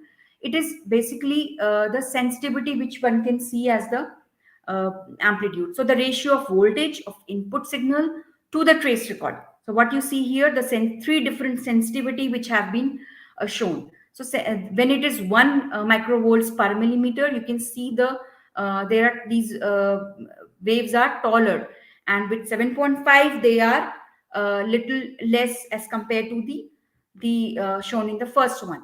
And when the sensitivity is increased to 15 microvolts per millimeter, these are of low amplitude. So generally it is set at the 7.5 microvolts per millimeter. Now, coming to the analysis, that is the next important part. So, for the qualitative analysis, the visual inspection is done. The visual inspection of the waveform, it gives an idea about what is the state of the subject. That is, whether person is awake or asleep. It's asleep polysomnography, or there are eye blinks which are present, whether the person is in which mental state. Then the artifacts, that is, artifacts are very important for the EEG analysis. They need to be, basically artifacts are the electrical signals which are not of interest. Like for example, there is an eye movement or eye blink.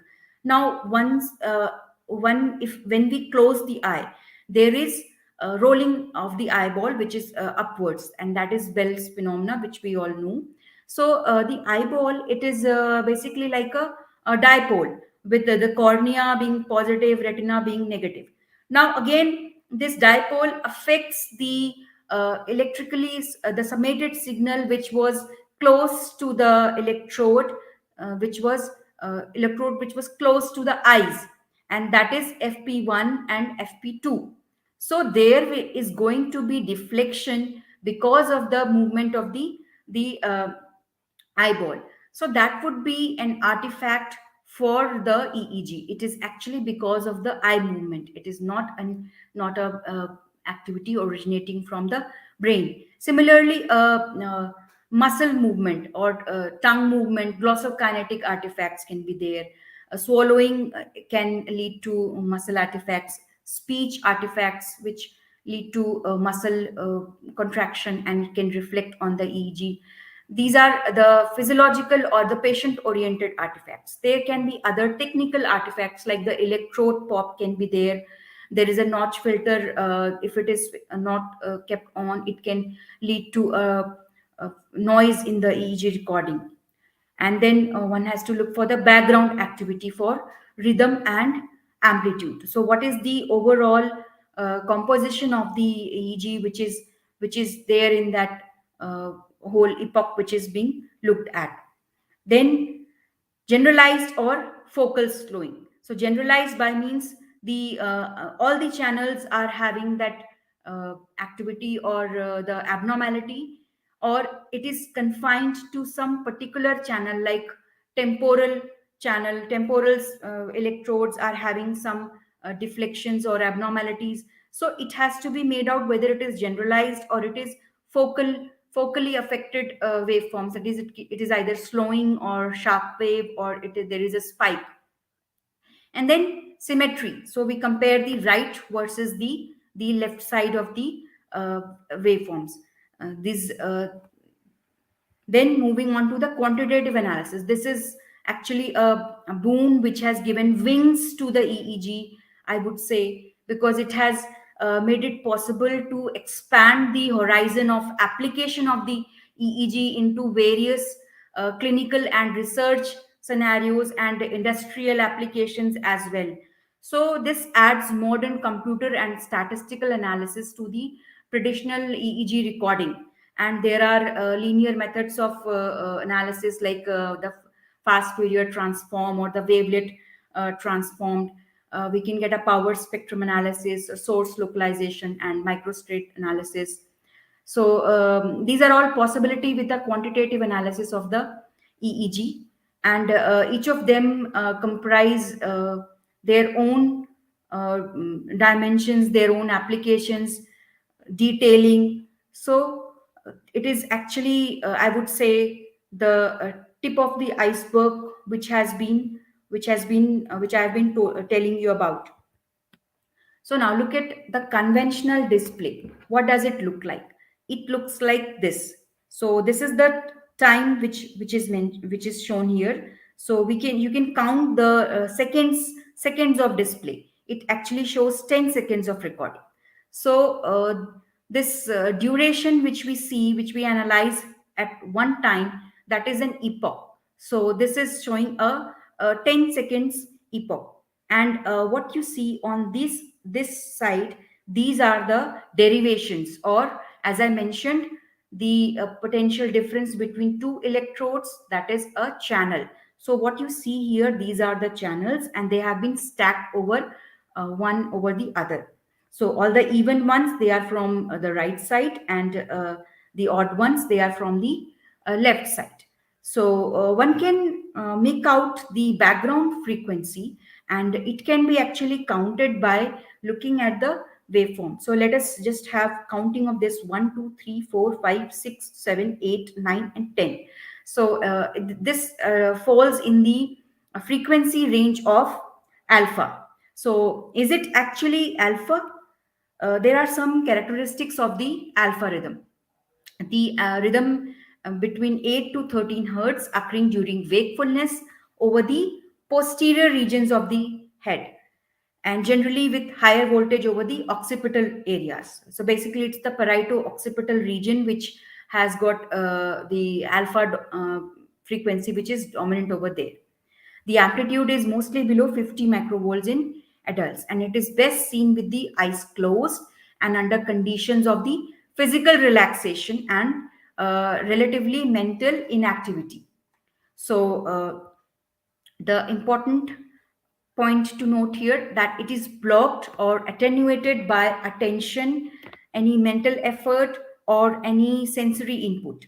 So especially the visual input.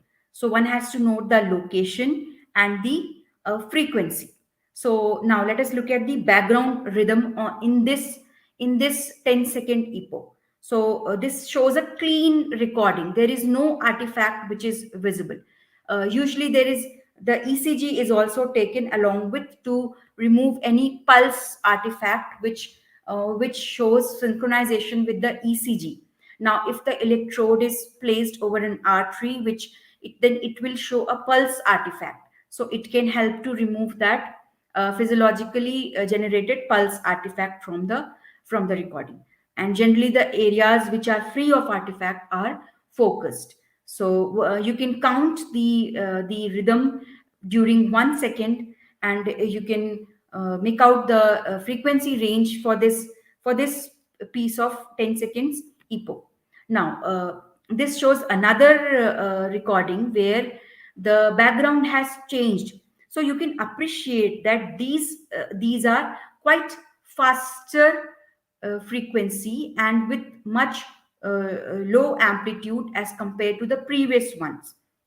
And there is something else which is there in this page, that is particularly located. Now you can look at the location. This is FP2, this is FP1, FP2, and FP1. So this is basically because of the blink which was there, and it is a blink artifact which is seen here.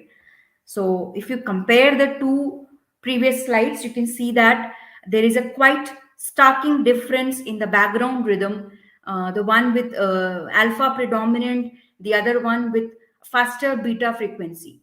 So these are the different states where you can compare the background rhythm. One is slower frequency, higher amplitude. The other one is higher frequency and low amplitude. Now, what is the effect of eye opening? As I said, eye opening tends to attenuate the alpha rhythm. So what you see here, the sinusoidal beautiful alpha rhythm is visible.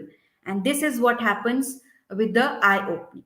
So this has changed the background. So note the location of these waves and also note the subsequent change in the background rhythm. So with the eye opening, now there is more sensory information, visual information going to the brain. So there is desynchronization of the cortical pyramidal neurons summated activity which was going on in the relaxed state. It has been affected by the sensory input, and it has changed the background activity to a faster frequency.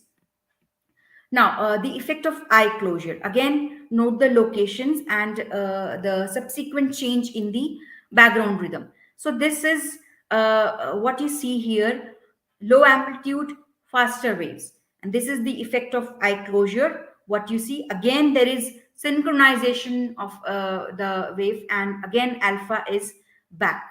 You can count the amplitudes in 1 second duration to know the frequency. Then you can appreciate much slower frequency, that is theta. So this is how the theta looks like. It is you can count here the number of waves which are there in the EEG. So this is basically about the visual analysis, that is the qualitative analysis of the EEG by looking at the waveform, by appreciating the artifacts and removing areas where the artifacts are present, and looking at the background activity in the uh, in the in the recording which is there. So coming to the last part of this lecture, that is applications of the EEG technique. So as I said, the quantitative analysis has given a lot of scope and widened the use of EEG application, despite so many techniques which have come up for the assessment of brain functions.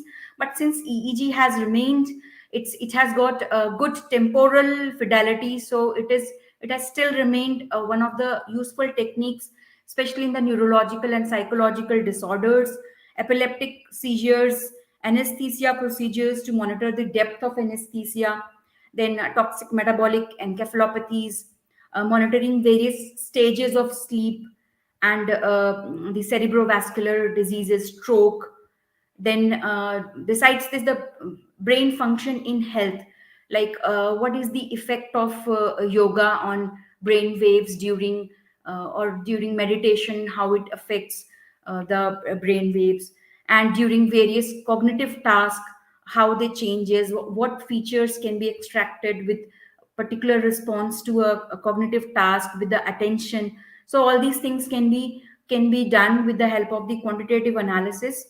Then EEG neurofeedback, which is another way of using the EEG, like one the signal which is acquired from the brain, it is converted into a form of a game where the person has uh, more which the person has got more alpha, and a person is motivated to relax, so that presents the alpha as like a balloon which is flying in the sky. I'm just giving an example. So if the person is asked to relax, and with the greater relaxation the balloon flies high, and the person learns to train himself for relaxation. So basically, EEG neurofeedback meditation techniques are also applied. Then there is a very important application with the brain computer interface, that is the locked in patients can be this is very much being used to help them communicate with the outer world without any, like if they are not able to speak, they can just point to their they can think of something, and it is generate the waves which are generated, they are converted into signals, and they can be used to control the outside devices, that is signals which are acquired from the brain. They are being analyzed and they are translated into the commands, so the person can move something, or person can write words with just by thinking about it. So the signals are captured and they are used for various purposes, like moving objects or some commands which are followed. So this is just a basic of the EEG which I have touched upon. And actually I have touched upon just this part which you see here. What remains is this part. Maybe you need to work up or just have some workshop or further classes. But I guess the students have been you have been like able to understand what I was talking about, the basics of EEG. So, thank you for your patient listening. And if there are any questions, I can take up. Thank you. Thank you very much, madam, for your elaborate explanation on the various aspects of the electroencephalogram or EEG as we commonly know it. We are open for question and answer session. Ma'am, they will appear on your screen.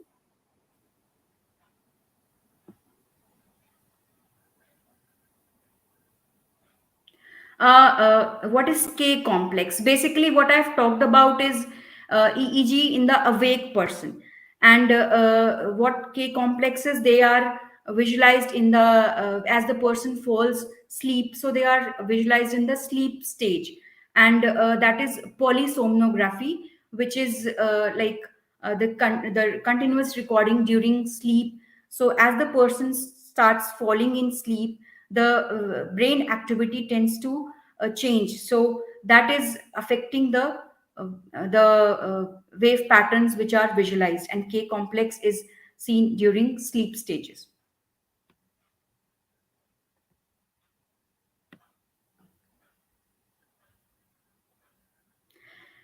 It can be used for detection of brain death, but other measures are also to be complemented with this um, tool.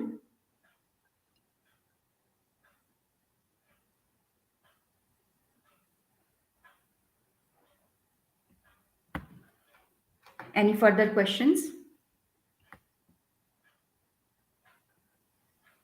Okay, ma'am, probably we do not have any more questions as of now. Thank you very much for your lucid presentation once again. With this, we come to the end of the lecture session as of now.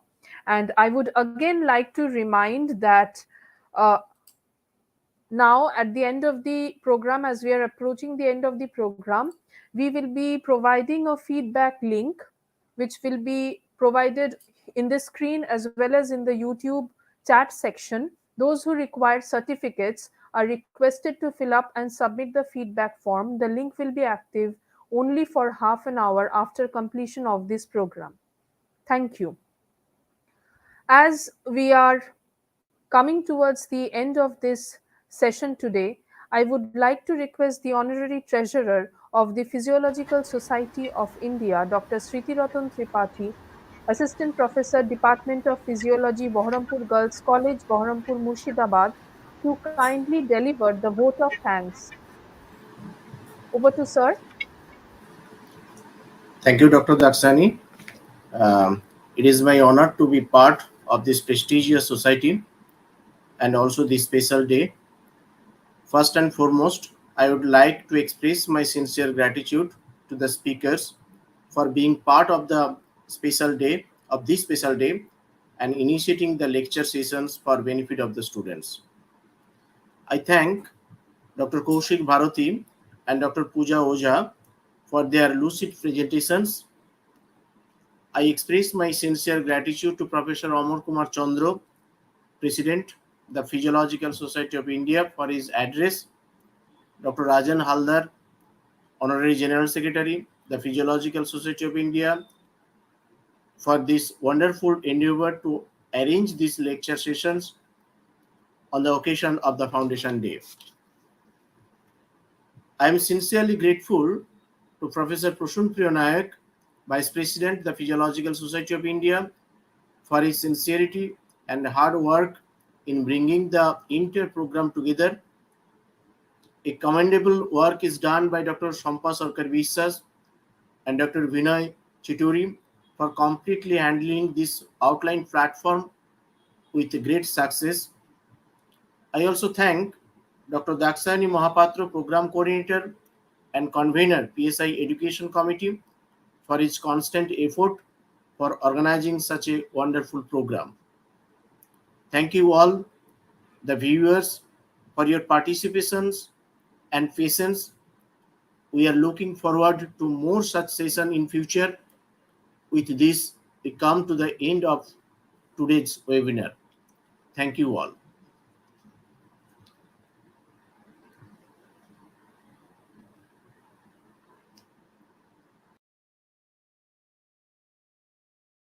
End of the entire session.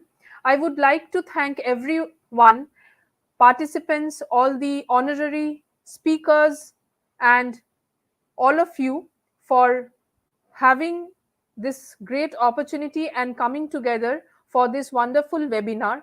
With this, I would also like to say a few words that this is not the end of this lecture series. This is just the beginning. We will be having more such lecture series, if possible, at least one or two every month, and we will be keeping you updated regarding all those details. Thank you. On behalf of the Physiological Society of India, I wish all of you a very good night. Stay well, stay healthy. Thank you.